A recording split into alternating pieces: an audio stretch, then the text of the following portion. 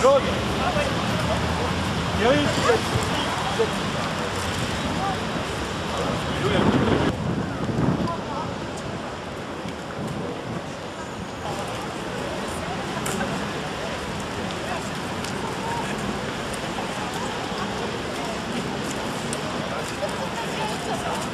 C'est la fin de la Première Guerre mondiale. Ouvrez le banc.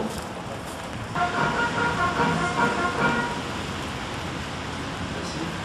Nous allons procéder au dépôt des gerbes.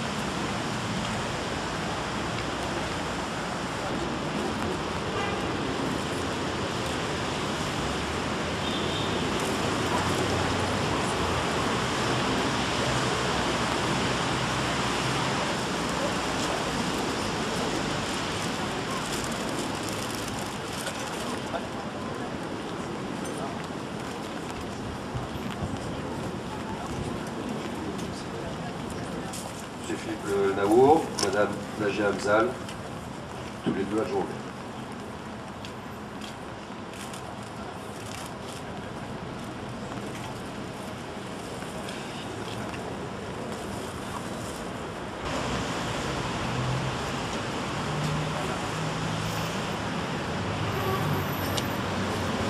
Des couleurs. Attention, envoie.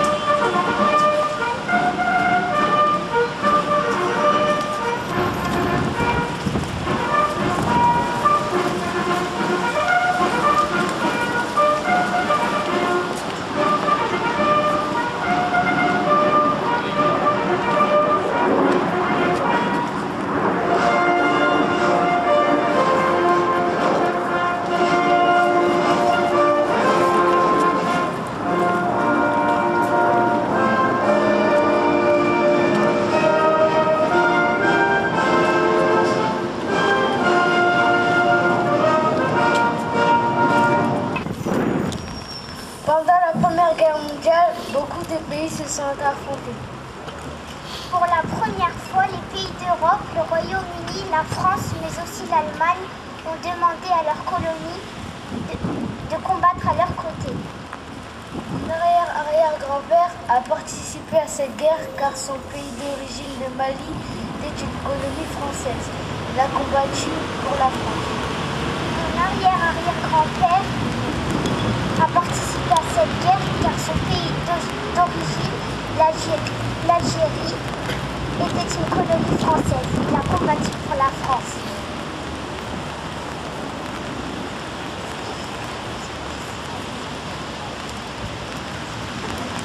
L'an dernier, Madame Cuy et Monsieur Le Chap nous ont offert le livre Les Bleuets de l'espoir.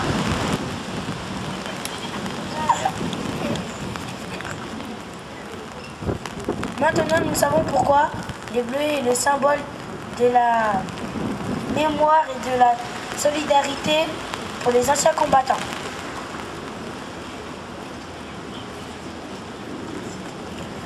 Les bleuets sont des fleurs bleues qu'on trouvait dans les champs où les soldats s'affrontaient. En 1914, les poilus ont surnommé bleuets les nouveaux jeunes soldats qui arrivaient avec leur uniforme bleu tout neuf. Pendant la Première Guerre mondiale, des infirmières ont fait fabriquer par les soldats blessés et amputés des bleuets en tissu pour qu'ils oublient un peu leur souffrance et pour gagner un peu d'argent. De nos jours, l'association s'appelle les Bleuets de France.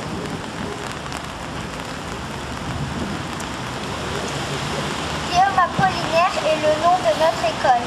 Guillaume Apollinaire est un poète qui a participé à la Première Guerre mondiale. Il a même été blessé à la tête en 1916. Pendant cette guerre, il a écrit beaucoup de poèmes de guerre et de paix.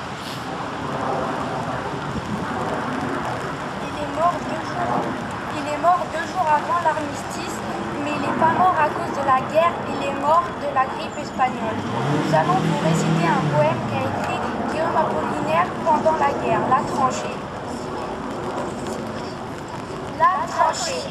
Ô jeunes gens, je m'offre à vous comme une épouse. Mon amour est puissant, j'aime jusqu'à la mort. Tapis au fond du sol, je vous guette jalouse. Et mon corps n'est en tout qu'un long baiser qui mord. Guillaume Apollinaire.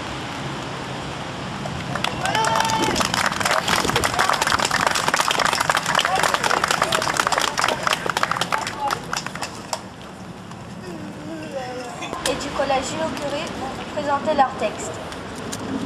À la force de ceux qui ont pu tenir 4 ans dans une tranchée avec des rats, dans la boue, avec leurs copains morts à leur côté.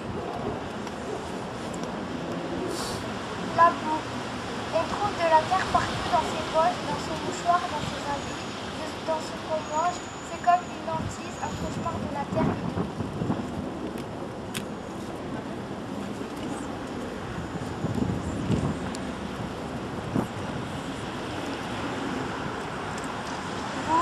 Moi, nous, tous, nous sommes concernés par cette guerre. Nous n'avons pas connu l'horreur des tranchées, les pluies de fer, d'acier et de sang. Hommes, femmes, enfants ont porté la France dans leur cœur. Ils ont versé le sang pour la liberté de ce pays, leur pays, notre pays. Aujourd'hui disparus, ils sont pourtant encore présents dans notre mémoire. Les rats sont ici particulièrement répugnants, du fait de leur grosseur. C'est l'espèce qu'on appelle rat de cadavre. Ils ont des têtes abominables, méchantes et pelées. Ils paraissent très affamés, ils ont mordu au pain de presque tout le monde. Croc tient le sien enveloppé sous sa tête, mais il ne peut dormir parce qu'il court sur le visage pour arriver au pain. Texte d'Éric Marie.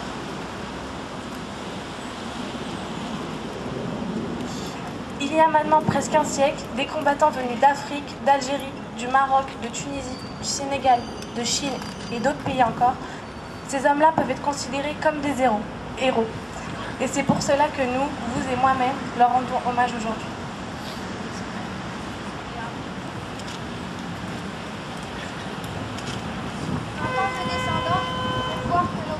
ancêtres nous ont laissé un monde, une vie en paix. Alors que se battaient au nom de la France dans la misère, gravement blessés ou pas, sachant leur destin, ont continué à se battre sans plainte et sans jamais avoir songé à abandonner. Mais leur courage, leur générosité de donner leur vie pour le bien de la France ont fini par payer. Nous en sommes fiers d'eux, les remercions avec tout notre respect. Merci.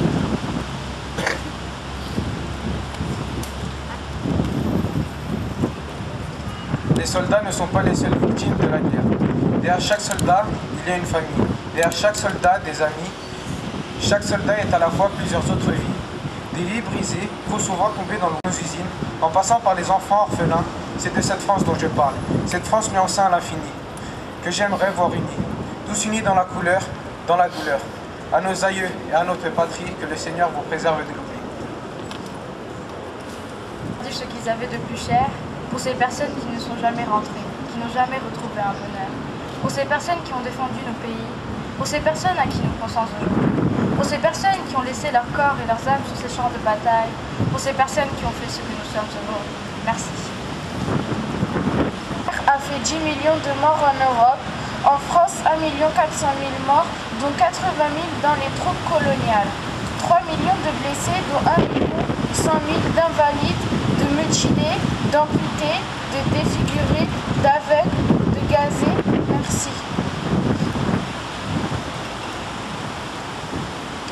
Du passé, nous avons réussi à alimenter notre présent, espérant que cette guerre et les autres n'auront pas été inutiles, et que de toutes ces horreurs, nous nous forgeons une morale. C'est un devoir pour tous ceux qui sont morts. Les élus,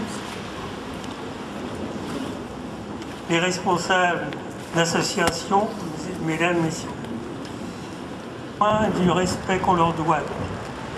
L'hommage du pays, l'inconnu le reçoit. Au nom de tous les morts de nos villes et villages, tant de deuil, d'orphelins, de détresse, de veuvage, mais la gloire est telle pour de vaillants soldats de mourir bravement dans le feu des combats.